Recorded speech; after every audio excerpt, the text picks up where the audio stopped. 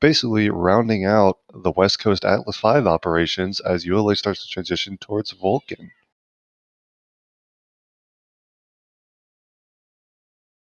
Thank you everyone for tuning in. I believe we might have had some audio issues coming in there, so let me just double check. So you should be able to all hear us now. So welcome to our live coverage. Sorry about that, but you should be able to hear my voice now. So let's start that intro really quick. Sorry about that, folks.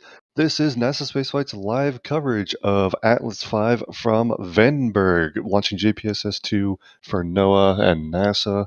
Also the LOFTID demonstrator on board. We'll talk about what those things are. But let's go around the horn really quick and introduce the voices you will hear throughout today's countdown and the launch. Everything on track for liftoff just under 34 minutes from now. So my name is Thomas Burkhart, News Director for NASA Spaceflight, also joined by Alex. Alex, how are you doing this morning? I'm doing great. I think I'm the only one that has actually slept today. but I slept a little bit, but yeah. Yeah. Hopefully I'm heard and audio is good and everything because, with that thing. Sounds good to me, Alex. Glad for you to join us this morning. Also, we have Sawyer Rosenstein on comms with us today. Sawyer, how are you doing? I am doing really good. I am actually doing this broadcast by candlelight, A, because of lack of power, legitimately, and B, because we are ready to light this candle, as in the Atlas. Sounds good. Yeah, this is a lot of different milestones regarding the rocket today, but also super interesting missions on board today. And we're going to dive into all of that here really quick. Sorry about the audio there at the beginning, but we've got that all fixed. And now we can deep dive into exactly what is going on. So let's start. Well, actually, I should also start by saying we will be also taking your questions as usual. So if you tag us at NASA Spaceflight in chat, we'll also start bringing those questions in. I'm keeping an eye out for that.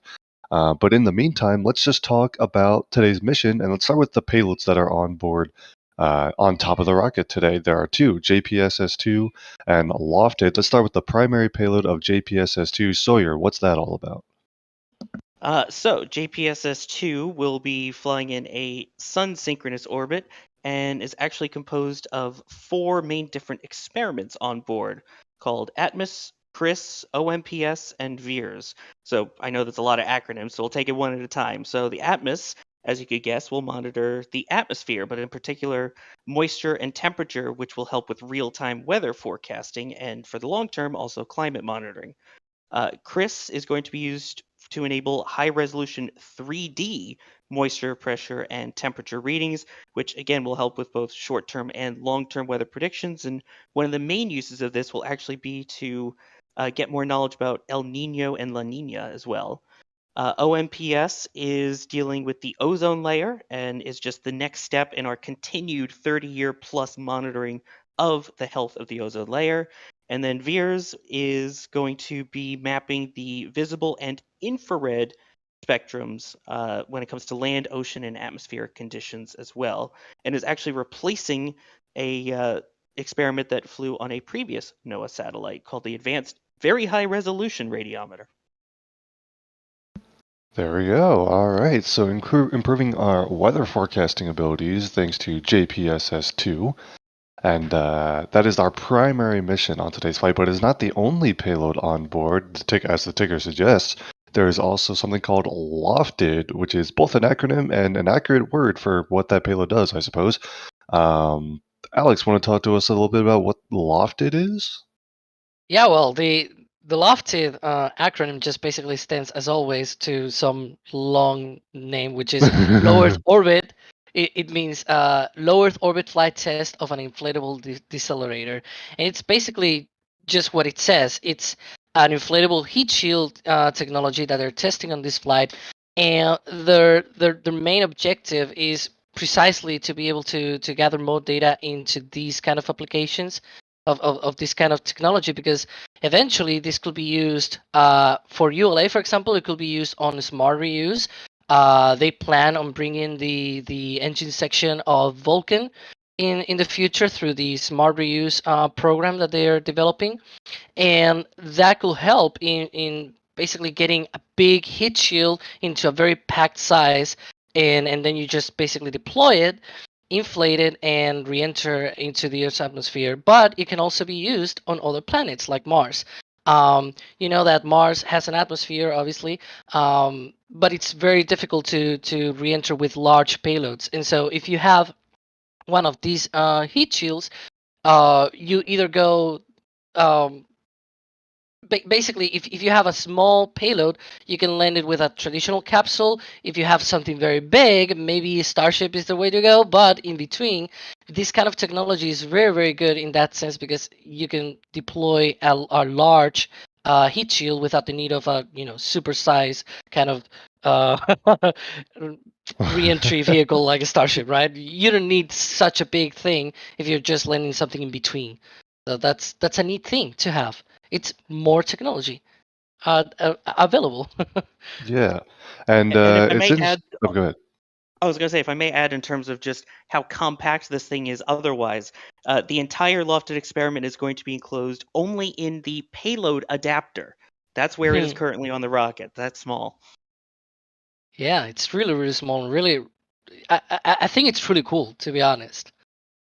It is cool, and it definitely has some implications for future things. But I think perhaps the most prominent application of this technology is planned to be by ULA themselves, right? Because this, and I'm going to segue right into some of the other rocket milestones you're seeing here.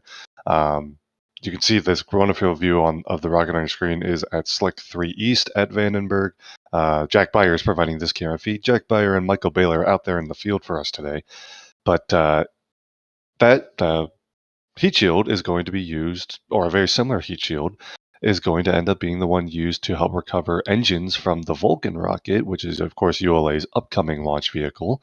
And that's relevant, especially today, because this is the last ever Atlas V from Vandenberg. ULA is ending their West Coast Atlas V operations after this flight and beginning to transition the launch pad over to Vulcan. That's a little bit different from how they're doing it even on the East Coast, right, Sawyer? There's not this hard cutoff that they're doing at Vandenberg. Exactly. And part of that has to do with just the size of the launch pad and how it was currently adapted for the Atlas V out there. Whereas Slick 41 down at Cape Canaveral Space Force Station, where Atlas launches from, they could modify it to allow for dual vehicles because the Atlas is stacked vertically in a separate building and then rolled out to the launch pad, whereas everything for this payload is integrated vertically at the launch site itself. So essentially, as soon as the pad is cleared, they can start tearing it down and getting that ready for Vulcan, whereas they have already got the infrastructure set out at the pad in Florida so that they can do both. Yeah. Thanks, sir. Also, I'm going to bring in some questions here. We mentioned that today's mission is from Slick 3 East, Space Launch Complex 3 East at Vandenberg in California. And Das Snail wants to know, where are the 4 towers? Well, most of the Vandenberg pads don't actually have lightning towers. It's mostly a Florida thing. A lot more lightning here in Florida than there is over in California. And obviously, Space Launch Complex 41, like Sawyer mentioned, is the East Coast pad for both Atlas and Vulcan. And that pad certainly has its set of 4 lightning towers, but over here, it's just not necessary. They don't really have the weather to require that kind of system at the launch pad. And as you can see, it's actually a very clear evening over there, just after midnight over there. So really, realistically, it's evening still over there, I think. But yeah, no lightning towers at the Vandenberg pads, including Slick 3. Another question here from Randor asking what fuels are being used today. What fuels are on board the Atlas V rocket, Alex? Well, the first stage uses liquid oxygen and kerosene as its propellants, and then the second stage, the Centaur upper stage, uses hydrolox, basically hydrogen and liquid oxygen into their tanks. So yeah, it's a very mixed rocket. Yep, mixed rocket, not the same propellants all the way through 2 different types. But thank you, Alex. All right, so what else? So we've talked about the payloads on board. We've talked about it's the last Atlas from Vandenberg. Is also, obviously, there are lots of Atlas 5s left. There are, I think, 19 after this flight that are all going to launch from the East Coast. However, of those 19 missions that are coming after this one, there are only 2 configurations of the Atlas V rocket that'll fly on those 19 missions. And none of them are this one. So this is the last flight of this configuration and also the last flight overall of the fairing you see up top. The pointy fairing on the top of the Atlas V is making its final flight today. Yeah. For those who are unaware, by the way, when we say the 401, the numbering refers to the size of the payload fairing, is the 4 meaning 400 meter, 0 in this case being 0 solid rocket motors attached to it, and the 1 being the single Centaur upper stage RL-10 engine. So the 2 that are remaining are the 551, which is a 5 meter fairing with 5 solids, and then the N22, as it's called, which is a Starliner capsule on top, so no payload fairing, 2 solids, and then a 2-engine upper stage. Yep, there you go. So yeah, single engine upper stage, which is pretty standard for Atlas V, basically only used in a different configuration for the Starliner missions, and that is one of the configurations that's left for Atlas V, right? After this flight, the remaining manifest includes 7 flights of the Boeing Starliner crew vehicle, and that uses the N22 configuration, so no payload fairing, because there's a crew capsule, obviously, and the 2 upper stage engines and the 2 solid rocket boosters. The other configuration that's left is the 551. All of the other non-Starliner flights after today, again, all launching from the East Coast in Florida, will have a 5 meter payload fairing, 5 solid rocket boosters, and a single upper stage engine. A lot of those are for the Kuiper constellation for Amazon. 9 of them were bought by Amazon to support that satellite constellation deployment. And then there's an NRO mission, there is a other DoD mission, and there's 1 commercial ComSat left. So is that 3 plus 9 is 12, plus the 7 Starliner flights is 19 remaining missions. Yep. But yep, today is the today is the last Atlas V with no solid boosters on it too. I guess there's another milestone basically. There's another one. Is there? Wait, where? Yeah, this is the last time's mission that ULA will launch until Vulcan comes online. The last NASA science mission. Okay, I thought you were saying there's another mission that has no SRBs. I was like, wait, I could have sworn we do. I see what you There's mean. another fact. There's another yes, another milestone fact. thing. All part of NASA's launch service program, exactly. This will be, I believe, the 22nd and final for Atlas. Oh boy, I don't know those stats. That's You can ask a me lot. about There's Vulcan, been a lot. Yeah, there's been a lot. Sorry, this is the 23rd. My bad. I thought I had that one. No, nope. It's 23rd Atlas V launch for the Launch Services Program at NASA, which is like the program that handles all of their satellites or their probes. So things that, all the Mars missions that Atlas V has launched, all the different low Earth orbit satellites for NASA, such as JPSS. Most recently, it launched Landsat 9. If you remember that launch, that was also an LSP program. And stuff like that. That doesn't count the Osiris-Rex, Juno, just to name a few. Yeah, doesn't count the Starliner missions because that's under the Commercial Crew Program. But anyway, just a quick update as well. The official weather report now is go for liftoff. Oh, fantastic! So weather cooperating for today's launch. Also, no technical issues being worked as far as we're aware. ULA not reporting any, so everything appears on track. It is an instantaneous launch window today at 1:25 a.m. Pacific time, 4:25 Eastern time, 9:25 UTC. Nope, just kidding. 10:25 UTC. The time change in my head. Still gonna get that through my head. But yeah, all on track. Just under 21 minutes from now. Got that timer on the upper left. Oh yeah, that's something else that we should go ahead and dive into. Isn't it 9:25? Wait. No, you're right. I was right the first time. Oh, I second guessed myself. Yes, 9:25 UTC. I was thinking Thank it's you, not Alex. 20. Yeah. Oh man, it's early. I merely look at my clock because I'm UTC plus 1. You're like, wait, is it an hour from now? No. Yeah, it's gonna be 10:25 for me, but not there UTC. we go. Okay, gotcha. But yeah, all right, L minus clock on the top left. Sawyer, give us the rundown. What's the difference between L minus and T minus, and why are we using L minus today? So the L minus is timed to the liftoff itself continuously. So this clock will run all the way down to 0, whereas the T minus clock has built-in holds, which allows the ULA team to catch their breath, make sure they're on track, work any minor things they might be working, which as of right now there are none, and then they will do a final go, no-go poll. So the clock will actually stop at T-minus, I believe, 4 minutes. And so that way you will see exactly how long it is until Yeah. liftoff in the corner, but you may hear a T-minus 4 minute hold. That's expected. Yeah, it's already holding right now. Mm-hmm. Exactly. But the clock that we have there, that's the L minus clock. That won't stop. If that one stops, then it's basically a whole of the whole thing, not Yeah, just that would be the bad news. We're countdown. gonna hope that that does not Exactly. happen. Yeah, Exactly. T-minus stops, L- doesn't. Yes, exactly. All right, bringing in some more questions here. Again, tag us at NASASpaceflight in chat. I think we've overviewed all of the different mission aspects so far, so we should dive into some questions here. And first one says, do we know what the height of the orbit is going to be? We sure do. So, and ULA provides this in imperial units, but I'll roughly convert it. The perigee should be 432 nautical miles and an apogee of 442 nautical miles. So a roughly circular low Earth orbit. And JPSS will maneuver itself into a perfect sun synchronous orbit after separating, but roughly 800 kilometer altitude orbit, inclined to 98.7 degrees relative to the equator. That is the orbit at JPSS-2.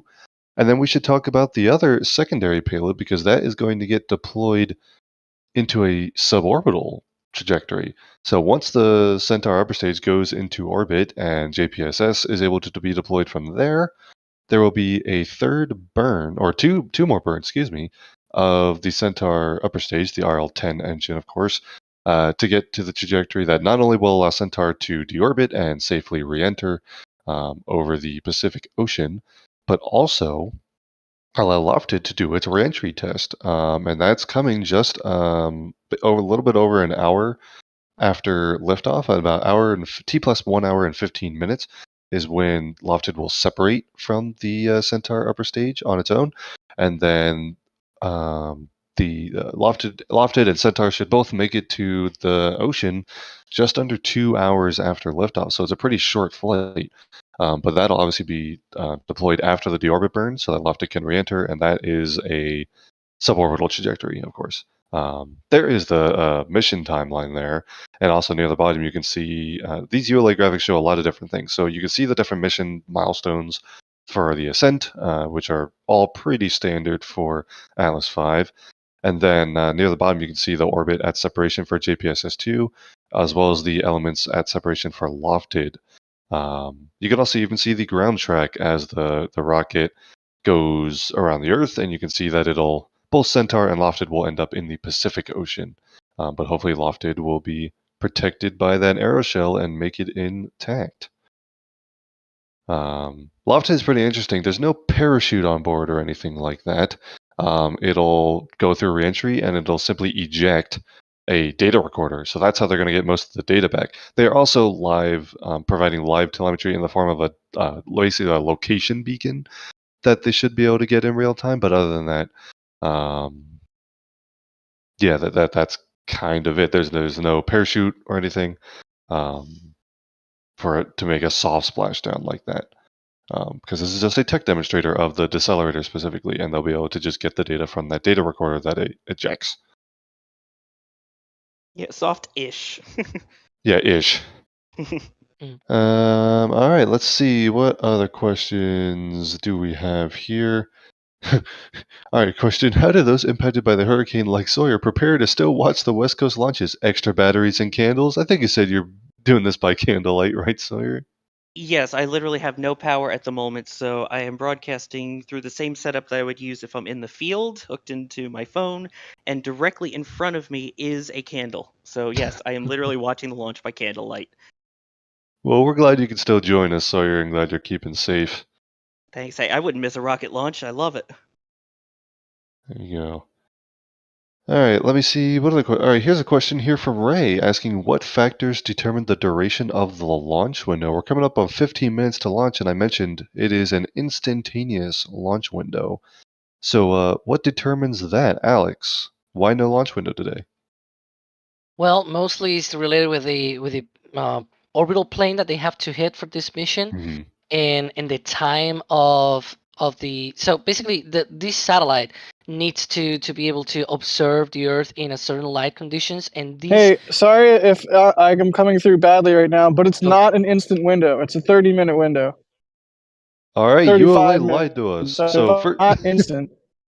all right, thank you, Okay. Jack, for jumping in there. Also, and hi, Jack Beyer, coming in from the field here. and because you said that, I set my slow-mo camera to record for only 15 minutes. So if I miss the launch because it delays into the second half of the window, I hate you. Also, bye. Okay. There you go. Jack, I could give you the citation. I looked it up and saw instantaneous, so not sure where that got mixed up. But Yeah, whatever ULA press doesn't material I really- read was wrong, so my apologies. Hmm. But yeah, ULA everything doesn't on. even have I'm sorry. that Go ahead, on Alex. the. Yeah, I was about to say that ULA hasn't really said that it has 30 minutes. So yeah, it's weird. They just said upper level winds have been verified acceptable for launch. So yeah, I'm seeing the updates and everything. Yep, and Yeah. first stage LOX tank is on topping off right now. All right, sounds good. But yeah, everything on track for the opening of the window then at 25 minutes past the hour.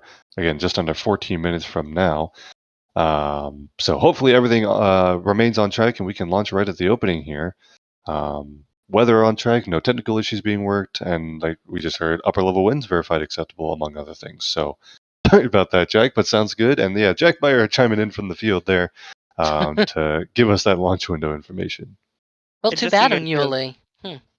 Oh yeah, and just so you guys know, the L- clock in the corner, typically at about L-7 minutes or so, is when we will get the official go no go poll from ULA, NASA, and all of the JPSS teams.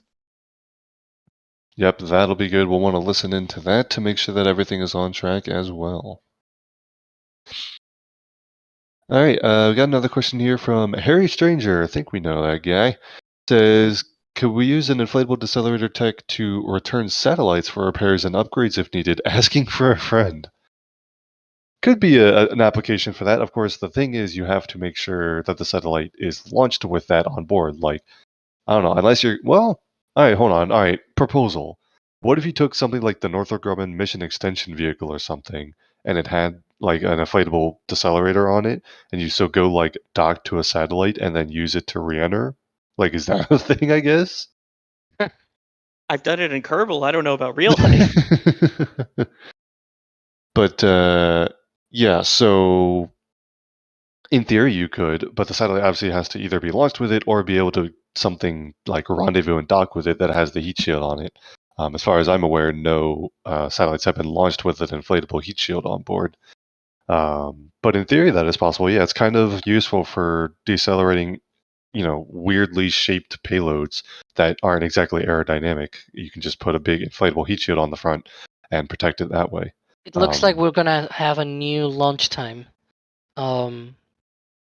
Apparently, they need a few more minutes to finish the work before terminal count can begin. That's the latest update from ULA. So it seems like we're gonna have a slight delay. Yeah, we just heard a hold called. Yeah. All right. Yeah, Alex has that official update there, correct. All right, so there we go. Expecting a hold here, hopefully a brief hold. We'll stand by to see if we get a little more information as to the exact reason.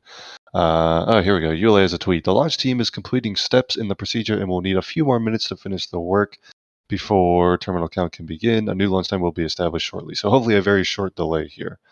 So not launching at 25 minutes past the hour, but a 30-minute launch window to work with, and hopefully won't be needing that much, and we'll bring on the new L- clock once we have a new T0 time. Yes, and much to Jack's dismay, this is the exact reason why there are holds in the count, and why they do have, when they can, have a window. No big deal. I'll just rent a camera for 4K 120 video and put up my super expensive 500mm lens on it and try and get a super nice close up of the engine. But Thomas said the launch window was instantaneous. Thomas, I know you got the info from ULA. I'm just giving you a hard time. They just said, You said, okay. hold on, how long did The you say it was official- recording for? 15 minutes? Yeah, we have the Yeah, official 15 launch window minutes. time. By the way, it's a 36-minute launch window to be exact, Yeah. so that's until 2:01 a.m. Pacific time. Okay, well, hopefully it's So less it's than a not 15-minute 30. delay, because I would love to see that camera view later, but we will see if that cooperates.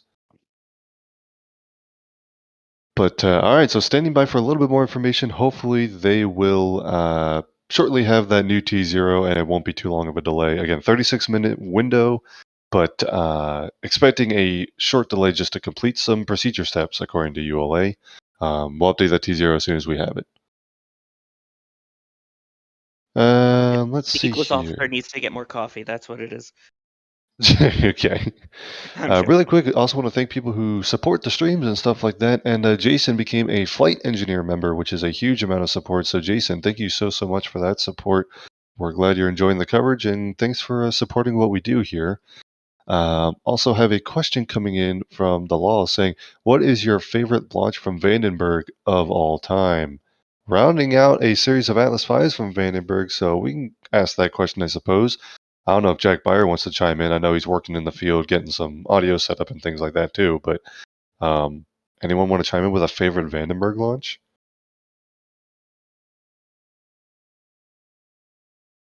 No? No one? No one has a favorite Vandenberg launch? Come on, he's got to have one. I mean, It's I would have loved Vandenberg. to have seen. I would have loved to have seen Shuttle from Vandenberg, but that never Ooh. happened. Sorry, I know bingo cards. Go ahead. Bingo mark 'em card. off. Oh yeah, there's the shuttle reference for the bingo card, but no shuttles actually launched from Vandenberg, unfortunately. Correct. So in my imaginary head, that would be my favorite launch. But I mean, something still about just seeing those Delta IV heavies, even from there, that are really spectacular, rising over the mountains. So I don't know. Stop me if I go robot, but NRO 71 was really nice. It was a Delta Heavy. Ooh, I think like okay. 2019. That one was nice, just for me personally, because like that's some of the best imagery I've gotten from a launch. Just that's how things worked out that day. So 71 has a place in my heart.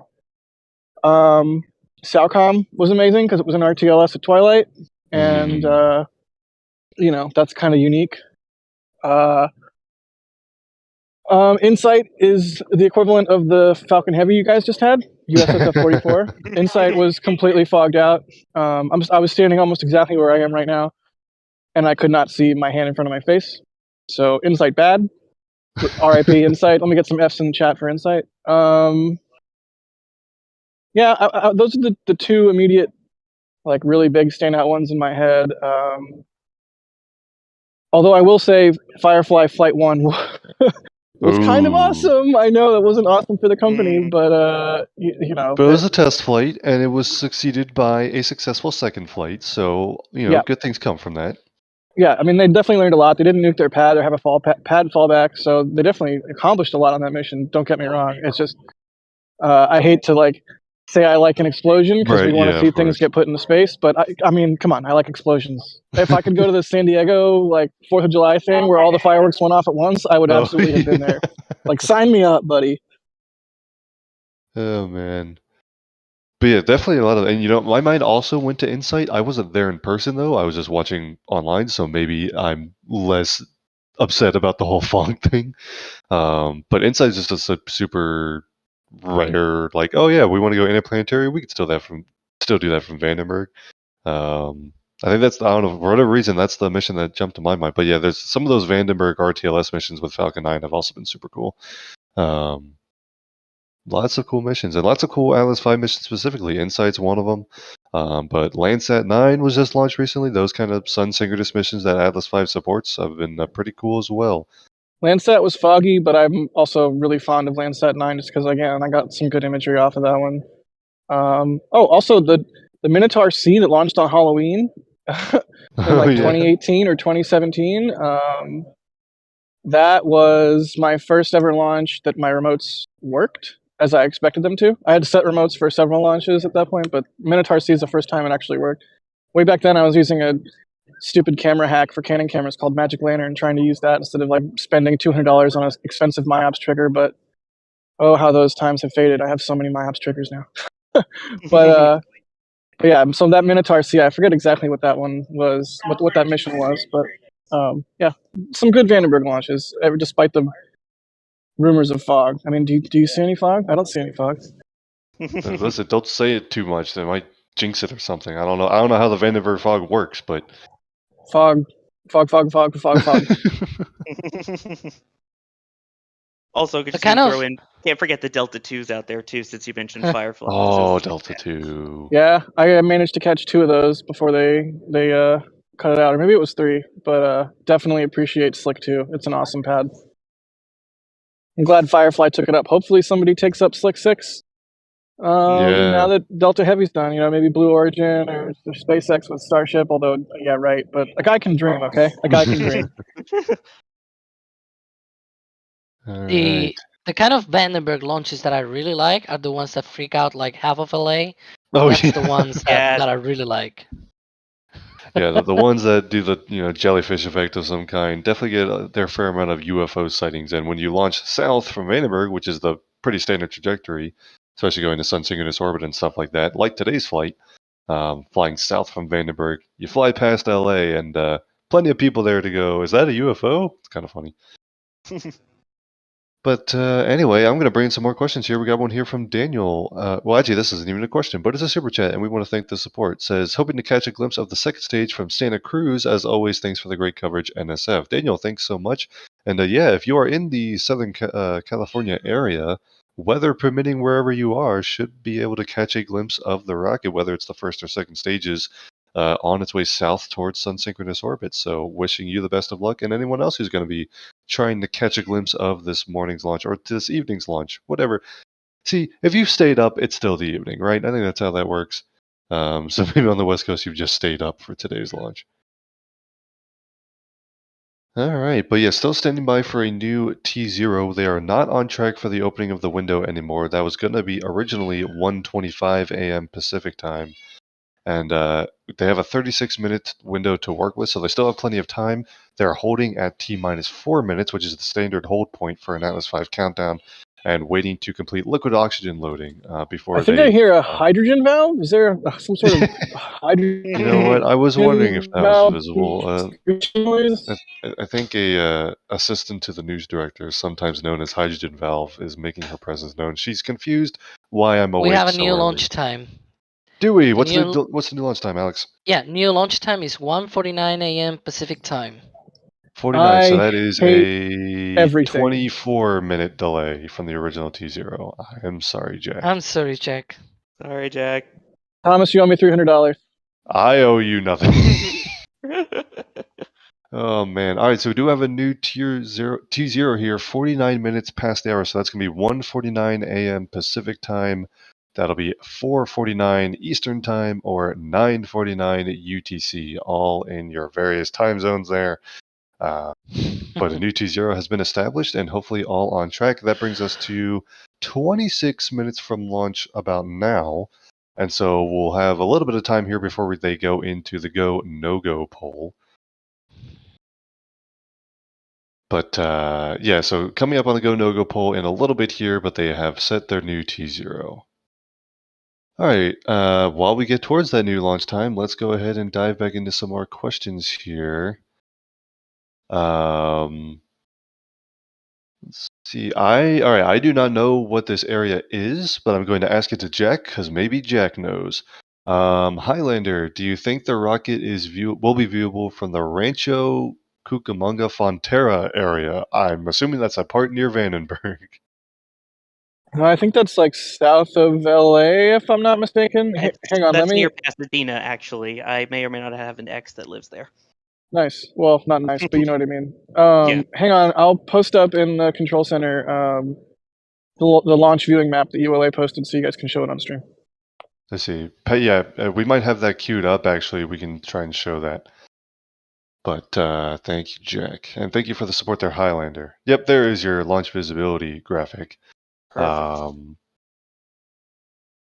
So yeah, this is, again, if you're in Southern California or if you're even in some parts of Mexico, should be able to catch some visibility of today's flight, again, weather permitting. But yeah, each of those rings is another 30 seconds post liftoff to give you an idea of when you'll be able to see it. Why did the launch window the launch time have to slip into the window past 15 minutes? Why, Thomas? It's a crystal clear night. It is a crystal clear night, and I am sorry to hear that, Jack. But it's on me. It's on me. In the email from the base and everything, like from Vandy Pow, like it said the launch window. I should have just looked, but Jack, for what it's worth, chat wants you to post the slow motion footage that you get anyway. It will literally be. It'll be an hour long. 'Cause it's 120 frames a second, so slow it down by 4 times, and it's a 15-minute video. So it'll be an hour long of just Atlas sitting there doing nothing with no audio too. Like I could probably sync audio to it if somebody. I think Jay's camera will record it, but it'll be worthless. Maybe we'll do like some ASMR thing for members or something. You have 4 hours of sounds. Atlas. 4 hours of Atlas. I'm scared You to see the have- file size on that. Oh god. Do you have? Well, that's why that's why I did what I did, is because I used the same setup for Firefly, and I recorded the entire 2-hour window, and it was a 2 terabyte file, because it is like 12-bit log. So I was like, oh, I don't need a whole 2 terabyte file to deal with. I'll just record in 15 minutes, and it'll be great because it's an instant window. And from now on, I'm just going to record until the card is full and file sizes be damned. Lesson Yeah. learned. Lesson learned. Hey, Jack, also really quick, if you could check our back channel for a quick question on the technical side of things as well. But apologies about the slow motion camera, the T0 not cooperating on that front, unfortunately. But we do have a new T0 that should hopefully cooperate for the launch itself. And again, under 23 minutes to go to the new T0. And hopefully all items have been rectified there, and we'll keep an eye on that. But 1:49 a.m. Pacific Standard Time is our new T0, and everything should be on track for that liftoff time. All right, let me see what else. All right, Christopher with the super chat, $5 for cat food. Appreciate that, Christopher. And I'm sure Val appreciates that as well. All right.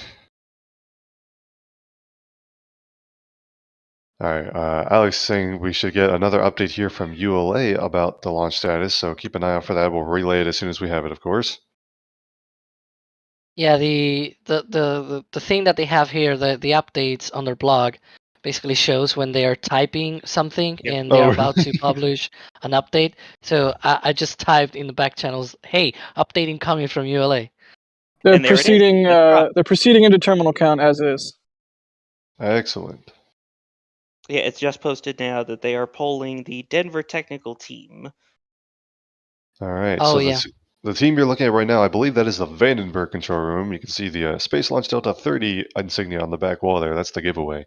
But there's the local launch team at ULA. Sometimes you see the team here at Cape Canaveral in the ASOC. Of course, for Vandenberg launches, they have the Vandenberg Control Center, so that's what you just saw. And like Sawyer said, they are currently polling the Denver team, so that's like the headquarters team. Think SpaceX control in Hawthorne, California. ULA has control in Centennial, Colorado, just outside Denver. And that is their mission control team, in addition to the folks local to Vandenberg at the launch site. Right. Those are the specialists, and then once they finish their poll, that will be relayed to the team out at Space Launch Delta 30, who will include that in their go no go poll. There you go. So yeah, the go no go poll that we'll be able to pipe in from the launch teams will come a little bit later, closer to releasing the hold, and we'll pipe that in as soon as we get that underway. Approximately L-7 minutes. And yep, L-7 minutes is when we'll expect that the poll, excuse me. L-20 minutes is where we currently stand and counting. And again, this is a dual payload mission, so not just JPSS-2 heading to orbit, but also a suborbital demonstrator in LOFTID. And that'll be helping inform the next rocket to launch from this launch complex, believe it or not, because this is the last Atlas V again. But Vulcan could be able to leverage that technology as far as receiving its engines back for recovery, because that is moving into partial reuse on Vulcan, right, Alex? Yeah, that's kind of the technology, the kind of technology that ULA wants to use for smart reuse. And it kind of makes sense because you need to pack a heat shield into a small kind of a space in the engine section. You need this kind of technology for that application, because otherwise it will be a huge heat shield kind of thing that you will need to implement the traditional way. So yeah, it's definitely a very useful thing for smart reuse. Yeah, that's what ULA calls their engine recovery smart reuse. I think that was an acronym at some point. It But is. yeah, recovering the engine section, which will of course have two BE4 engines for Vulcan, and be able to reuse those on future flights, not have to build new engines for every flight. Yes, and also, interesting fact I was just thinking about here is that, as we mentioned, this is the final Atlas launch from Vandenberg Space Force Base, but the first Atlas flight took off from there, by the way, September 9th, 1959. Just to give you an Oof. idea of how long the Atlas family goes back. So not Yeah, that's necessarily the the Atlas overall 5. Atlas family, right? Yeah, not the Atlas V, but the whole original Atlas back when it was basically a missile. The first one was 57 from Florida. First one from Vandenberg was 59, and Atlas, you may remember, also had a role in the crew program, I guess we call it now, in the early days, as one of the vehicles for Project Mercury. And that was even when they had the Agena adapters on board that were also used for dockings, and then it obviously upgraded, ULA took over, and here we are today. All right. Yeah, obviously Atlas had a long history, and Atlas 5 even has had a pretty long career so far, but its West Coast career coming to an end with today's launch. End of an era. I End mean, of an era. I mean, Delta okay. wrapped up. Now Atlas is wrapping up. Vandenberg, it will be a very different launch pad here. I mean, almost immediately once Atlas goes, they'll start converting it for Vulcan. We've got Firefly out of here now. Who knows what the future will hold? But definitely, thank you for bringing that up, Sawyer. Like, it's been a long history of Atlas on the West Coast, so it's kind of Oh, sad to yeah. see it go. Check out this camera view. This is an official NASA camera, obviously. Looking up close with the rocket. I like that view. It's nice. Ooh. Something cool to take a look at the payload fairing art, actually. Well, since we're looking at it, you notice both the NOAA and NASA logos on that payload fairing. Obviously, I think most people watching this channel are at least familiar with NASA. I would hope a lot of you are familiar with NOAA too, but they're a less frequently used name, especially here in spaceflight. Oh, thank you, NASA, for the up close view. It's almost like I asked for it. Um, but that's the National Oceanic and Atmospheric Administration, excuse me, which is responsible for a whole lot of different things. But among those things is a lot of Earth observation satellites, such as JPSS, and that they'll be the actual operator for the satellite once it's on orbit. But NASA was partnering in developing and getting the mission launched. Obviously, NASA helps with the launch services program, get the rocket for it, and help develop the satellite itself. And fun fact, JPSS-2's. Oh, go ahead. oh, no, I was going to say, fun fact about that fairing is that every single one of those for the Atlas is hand painted in Texas. Yes, right near the Starbase facility for SpaceX is a city called Harlingen, and that's where ULA's facility for the 4-meter fairings are developed. So there you go. But yeah, JPSS-2 was built by Northrop Grumman. It's based on the Leostar 3 satellite bus, by the way, in case anyone wanted some details behind the satellite being used for JPSS today.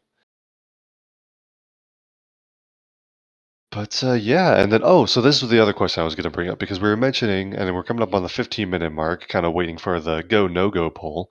But we mentioned that this is the last Atlas V launch from Vandenberg and the last Atlas family launch because they're moving into Vulcan, which is not part of the Atlas family. It's not part of the Delta family. It takes some parts from both of those, but it's different enough that it's basically starting a new rocket family. There is probably the biggest part that is being transitioned from Atlas to Vulcan is got to be the upper stage, right? Because there'll be a new version of Centaur, which has been part of the Atlas V for so long. But it'll be Centaur 5, which will have two RL-10s engines. It'll be a much wider stage, a lot more propellant on board. But there is, a little bit of Atlas being carried forward, even if the Atlas V and the Atlas family overall is not. And it'll use the same type of solid rocket boosters, the GEM 63 XLs. That's true. Moving from GEM 63 on Atlas to GEM 63 XL on Vulcan, but the same lineage of solid rocket motor carrying forward as well. That is true. Good point. I guess in that case, it's more like Vulcan in Atlas rather than the other way around, because those kind of hardware has been developed specifically for Vulcan, but it's being trialed on Atlas first, just to be sure that it works as intended. And Yeah, one thing that exactly. one thing that I just kind of realized the next launch from this pad is going to be a Vulcan.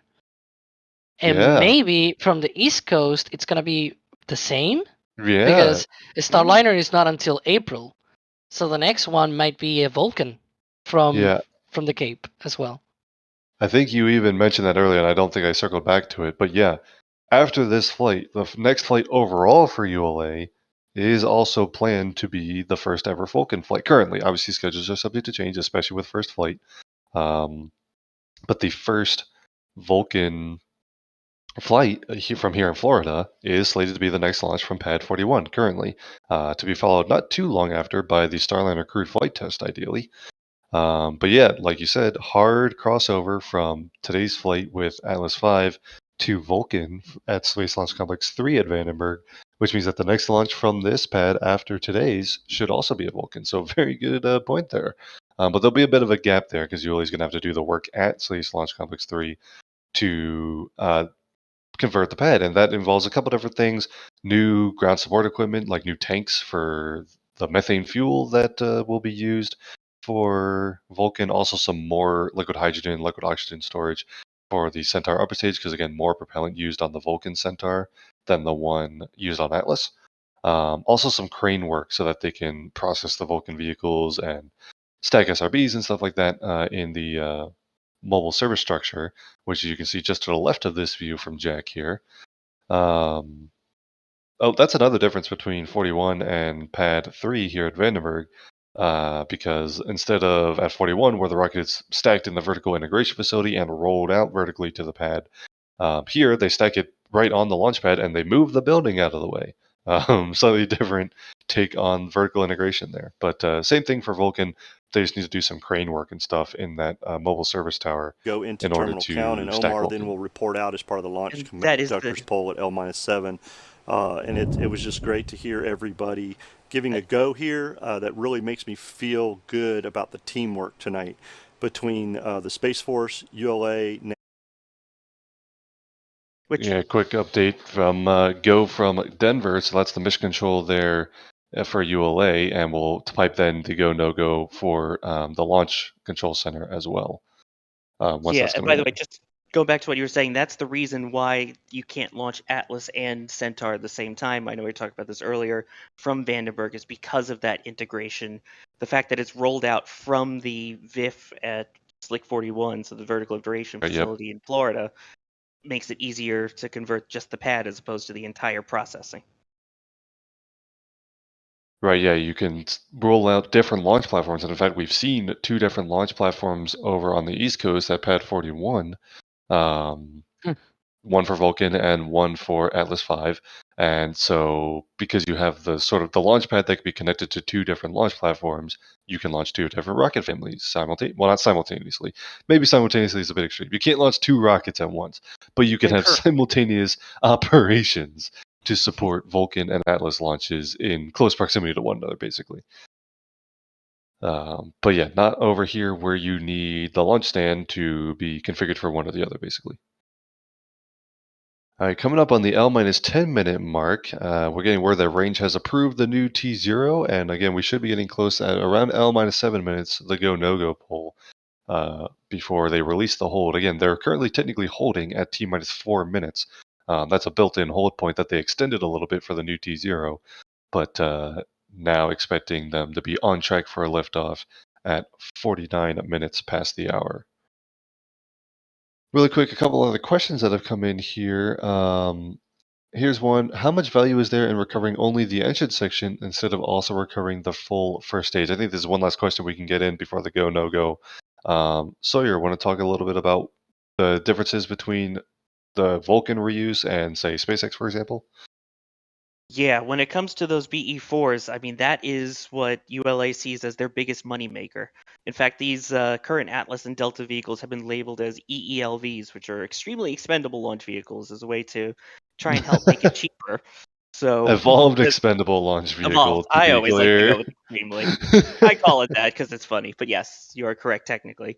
But yeah, so the main cost really is the engine. So for them, they figure that the cost efficiency of saving the engines, as well as the relatively cheap in comparison manufacturing of their boosters, means that that's all they need to reuse, whereas SpaceX has over time gotten to the point where they have almost perfected at this point the process of landing the booster back either on the drone ship or on land, refurbishing it, touching up the engines as well, and then sending it on its way for another mission.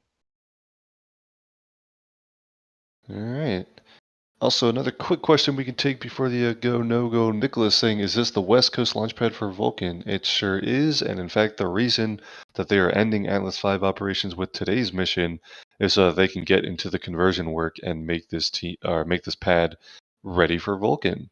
Should be the next flight from this pad, but it'll be a gap there, of course, while they convert all of the launch infrastructure and things like that for Vulcan. But yes, Space Launch Complex 3 East will host Vulcan here on the West Coast.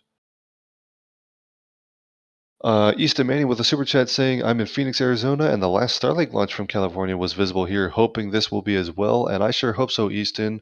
Hopefully the weather is cooperative on that front, and you get to catch a glimpse from Arizona. And then also catch no message, just some super chat support, so much appreciated for everyone who supports the stream. Also, big thank you if you just tune in. If you're able to hit the like button, if you drop us a question in chat, all of those things help support the stream. And just tuning in as well. We appreciate you spending your perhaps early morning with us, although if you are watching from elsewhere around the world, perhaps it's a more sane time of day for you for today's launch. But much appreciated for everyone tuning in. But we are coming up on the time to find that out, by the way, where people are from in the world too. I always like seeing that. Oh, yeah, for sure. But we're coming up on the go, no-go poll here, so we're going to go ahead and listen in as the ULA launch teams there in Vandenberg conduct the final go, no-go poll for launch readiness. Again, this is the JPSS-2 mission for NOAA and NASA, as well as the LOFTID heat shield demonstration launching on the last ever Atlas V from Vandenberg, the last Atlas V 401 config, the last 4-meter fairing ever, also the last Atlas V with no solid rocket boosters, as Atlas V basically continues its flyout ahead of transitioning over to Vulcan. But coming up on the go, no-go poll here shortly.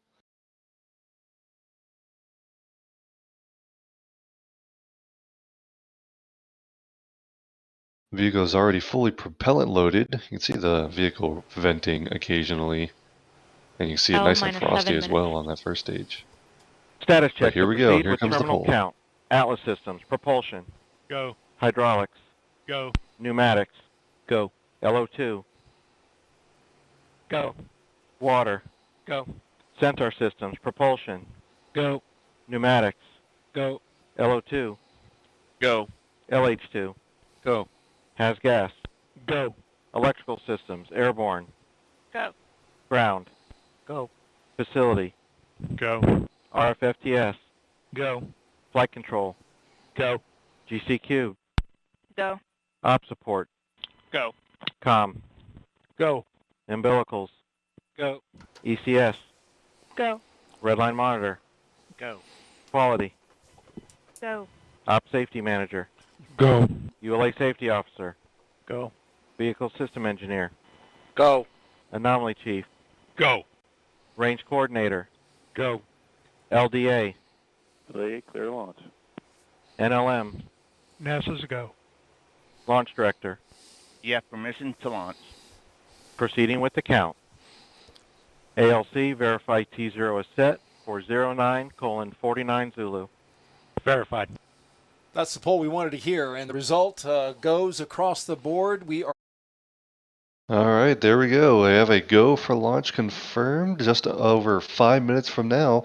All of the ULA and NASA console positions have polled go for today's launch. On track for 49 minutes past the hour. Again, that's about 5 minutes from now. Atlas V should make its last ever flight from the West Coast from Vandenberg here with the JPSS-2 mission. All right, so let's go ahead and preview what we're going to see as we get closer to the count. Once they release the hold at 4 minutes, they'll do some final checks and things like that. At liftoff, of course, only one main engine to be looking at. Well, it looks like two engines, but it's one engine with two combustion chambers. But, you know, the RD-180 engine will ignite just about 2.7 seconds before liftoff. And we'll see the liftoff. No solid rocket boosters on today's flight, so purely liquid fuel on board. And vehicle pitch down range. The vehicle is flying south from Vandenberg this morning. towards a sun-synchronous orbit, about 800 kilometers in altitude, 98.7 degree inclination. After about 4 minutes of flight, the first stage engine will shut down. That'll be what ULA calls BECO, booster engine cutoff. They refer to the Atlas booster as a booster rather than a first stage. And the upper stage Centaur is the main engine, just part of the naming nomenclature for Atlas V. But about 4 minutes of flight for the first stage, and then shortly after, at 4 minutes and 18 seconds, we'll expect the first ignition of the RL-10 engine on the Centaur upper stage. Shortly after that, we'll have that 4-meter payload fairing jettison. The last ever 4-meter fairing will have done its job by that point, protecting both JPSS and LOFTID during the ascent. And then there will be only one burn for the Centaur upper stage before JPSS is deployed. MECO 1, or the first cutoff of the Centaur upper stage, will be T plus 17 minutes after liftoff. JPSS will separate about 28 minutes after liftoff, and then there will be 2 more burns on the Centaur upper stage later in the mission to position LOFTID for its reentry and demonstration. Will also help deorbit the Centaur upper stage. But there's Also, one of the things. Go ahead, Alex. Yeah, you mentioned this rocket configuration only has one RD-180 engine, although it looks like 2 because it has two nozzles. But it will also be a very slow ascent as well. We're used to Atlas just leaping off the pad with all the solid rocket boosters on the side. But now this one is actually going to be lifting off a little bit slower than usual. But if nothing else, we should get that amazing sound that the RD-180s put out too, at ignition. The whoop. Yep. The technical term, yes. You know what? I've usually heard it described as a groan, but I like your description. I like that. No solids to interrupt that, though. Yeah, hopefully gonna listen in for the RD-180 ignition sound for sure. And yeah, a nice slow and clean liftoff, hopefully with no boosters on board.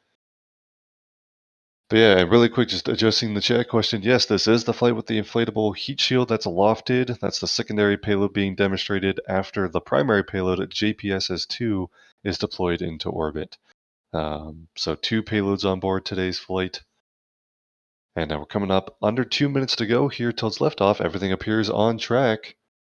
No technical items being worked and no weather issues being discussed for the last Atlas V from Vandy. Minute and a half to go.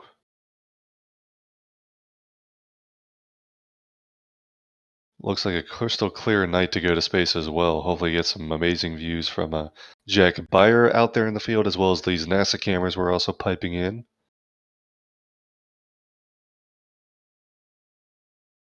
I believe Michael Baylor is also testing his auto track robot out there. Not sure we're going to get that live, but hopefully get some of that after the launch. You can, of course, follow NASASpaceflight on social media to see that. But under a minute to go. And just a reminder, this will take off about a little over a second after 0 technically. So it doesn't go right at 0. That's normal. All right, 45 seconds. You're looking at Space Launch Complex 3 East at Vandenberg, Atlas V, just under a minute to go from liftoff. Everyone reporting go so far. Go Atlas, go Centaur, go JPSS-2, and LOFTID. All right, 30 seconds. 25. Status check. Go Atlas. Go Centaur. Go JPSS-2. And you just heard all stations confirmed go. 15 seconds. 10 seconds. 5 seconds. Here we go. There is RD-180 engine ignition. And liftoff of the last ever Atlas V launch from Vandenberg, ending the Atlas family streak of launches from the West Coast and carrying JPSS-2 and LOFTID into space. Vehicles cleared the towers.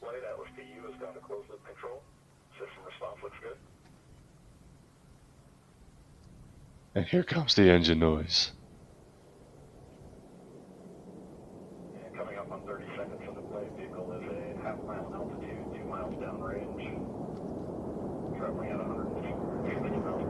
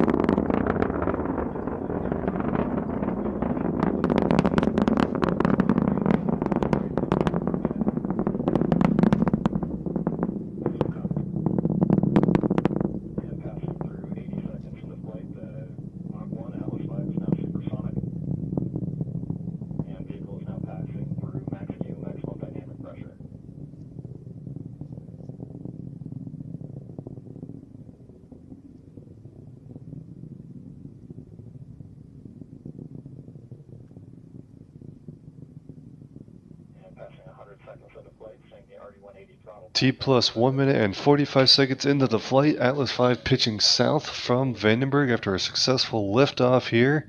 We heard the rumble, we heard the groan of RD-180 ignition, and you just saw the vehicle pass through the area of maximum aerodynamic pressure as well. Now about halfway through the first stage of flight here for Atlas V as it lofts JPSS-2 and lofted. And a great view from Jack as well on liftoff there. Yeah, great check from Jack there. That was awesome. The Jack track, yes. The Jack track, nicely done. Oh, Alex in the back channel, lofted is now lofted.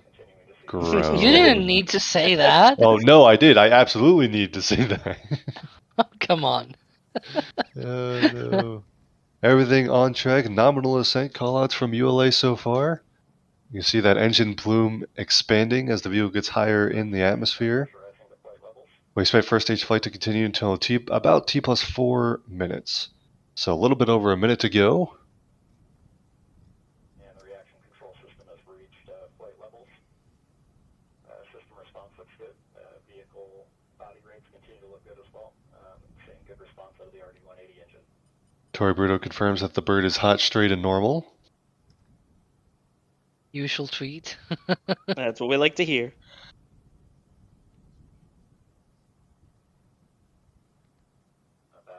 So again, the next major thing will be BECO booster engine cutoff. Yep. Yes, a lot of other rockets would refer to this as MECO, but ULA uses the main engine, or designates the main engine as the RL-10 engine on the upper stage. So the Atlas V, okay, basically first stage, is referred to as the booster, and that's the RD-180 engine that's currently burning. Yeah, About so 20 we still seconds to have go. track. Yeah, Jack is great doing track an here from amazing Jack. job. So it'll be BECO followed shortly after by the Atlas Centaur separation, and then main engine start 1, all in about a 16-second span. Just 10 seconds away from BECO. I hope, if we're lucky, we might even see the flash of the separation motors on the first stage too. So right after BECO, let's see if Jack catches that. That'll be awesome. And All right, there is BECO. Shutdown of we the go. RD-180. There it is. There's the flash of the separation Wow. motors. Oh man. That's separating the first and second stages of Atlas V. Let's see if we catch RL-10 ignition here. Couple second gap there, and there it is. Hey, There it is. there we go. There is main engine start 1, the first ignition of the RL-10 engine on the Centaur upper stage. We should also have fairing separation shortly, as it is now out of the thickest part of the atmosphere and no longer needs it.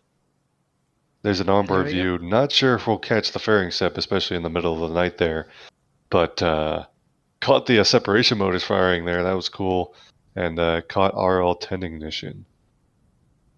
Fun fact, just because you said the thickest parts of the atmosphere, this launch is actually very, very lofted. And yeah, I know it's a whole thing, but it's truly lofted. Like the stage separation occurs nearly 200 kilometers up, and that's because the Centaur right now it's going directly to that 830 kilometer orbit to deploy the JPSS-2 satellite, and that's quite an amazing thing for Centaur because the RL-10 engine is not that powerful in terms of thrust, but you know it kind of packs a punch still. So that's the need for that kind of lofted trajectory to get into that orbit. Yeah, high kind of a high arcing trajectory. Also, it's a single burn up into that orbit, like you said, kind of a direct insertion there. So when Falcon 9 does it, yeah. It's like the MVAC engine is super powerful, like it's way overpowered. But for the RL-10 on the Centaur upper stage, that's quite an amazing feat. It's really great that they can be able to do that. Also a bit unusual is that this second engine will burn for 13 minutes as part of its main engine burn here. But most of them are close to like 4 or 5 minutes. Somehow Jack still has tracking of the Centaur. Because Yep, still going. Which is amazing. 6 minutes into flight and we still have it. Well, honestly, that nice high and lofted trajectory actually probably helps with that because it's not as far downrange yet. It's getting altitude earlier than downrange distance. But yeah, that's why, I mean, it does look like you can tell from the vantage point of the launch site, the vehicle is almost looks like it's flying downward, and that's just because now it's flying downrange, like it's flying horizontally faster than it's flying vertically, basically. That must be really hard to track. If you look at the screen, it's just a really small dot. It's even smaller for like real view because that's zoom in. So that's really hard to track. And then also the interesting part of why it looks like it's going down is because it has to, because of the, besides the sun synchronous orbit, the fact that if you go due south, you fly directly over Los Angeles, which they don't let you do. So you kind of have to go out to the water and then dogleg around California, the Baja Peninsula, and then finally make your way towards your orbit. You say that, Sawyer, but there was I think it was a nuclear missile test from a submarine in like 2017, 2015, somewhere around there. And it was a Twilight launch. And it didn't actually go over LA, if my memory serves, but it gave the impression that there was a multiple independent reentry vehicle spinning around, shooting off projectiles over LA. And some people freaked out. So there's a reason that they launch the way they do, because you don't want to freak out several million people simultaneously. Although, I guess, pretty much anytime there's a Twilight launch, that happens. Yes.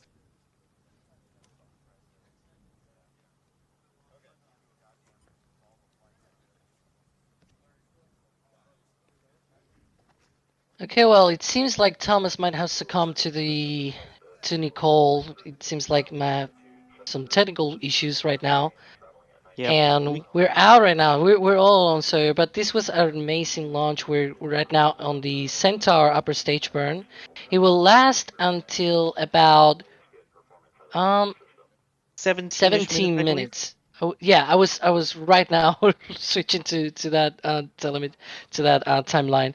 Yeah, it's a really long burn right now, and we're still halfway through, I think. Yep. Right? And there's our favorite shot here. There is the empty pad shot. Love seeing that. While Thomas deals with his issues, I just got my power back from the storm about 10 minutes ago, so ironically, I'm going to see what I can do at least about getting on here, getting onto the host panel, and making sure we also get some of your questions answered while we continue our light up into orbit for JPSS-2 and LOFTID. Yeah, good deal. But yeah, so again, as we mentioned, this burn will go on for till about T+17 minutes, and that will be MECO 1, and there will be 2 additional burns after that. But we can expect at least JPSS-2 separation about 28 minutes after liftoff, and that's when the Centaur will then continue its work to get lofted into the correct sort of trajectory for its suborbital test. Now, I don't know about you, but I've been kind of just losing track of how many launches we've already had this year because there's so many. I almost wish I had a calendar that we could use to take a look and figure out what's going on, which, it turns out we do. We have our NASA spaceflight calendars that are out and available now at shop.nasaspaceflight.com. And if one isn't enough, you can always get 2 and get a little bit off by doing it. So whether you like just the Starbase stuff or whether you like Big Orange Rocket, or in this case, Atlas, we've got it all for you there. So again, shop.nasaspaceflight.com. And if you like the shots, instead of calendar form, you can also have it as a wall art. Metal prints as well. The metal prints are unbelievable. In fact, even the last Delta from Vandenberg, the shots from that, there's some really nice ones on there. All right. Well, as this continues its climb to orbit, I believe we are going to start wrapping things up here a little bit. Everything appears to still be going well so far with the mission. Everything on track. I gotta pack up, but thanks everybody for watching and thanks for all the support.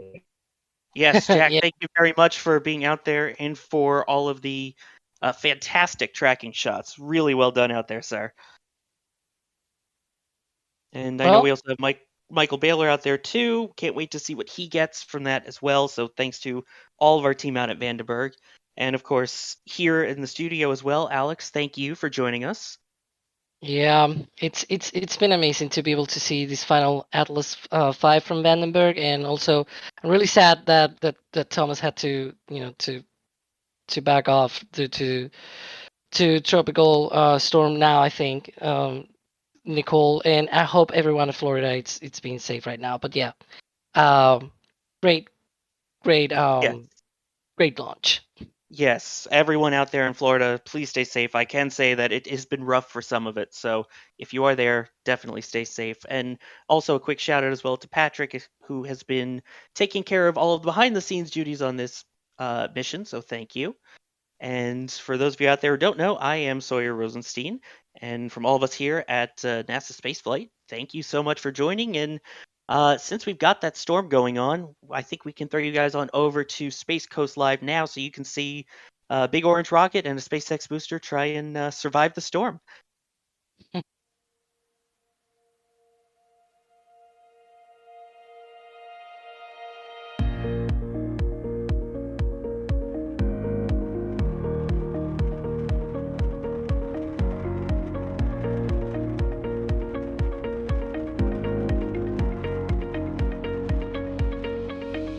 We have liftoff. Propulsion continues to be normal. RCPT pressure looks good.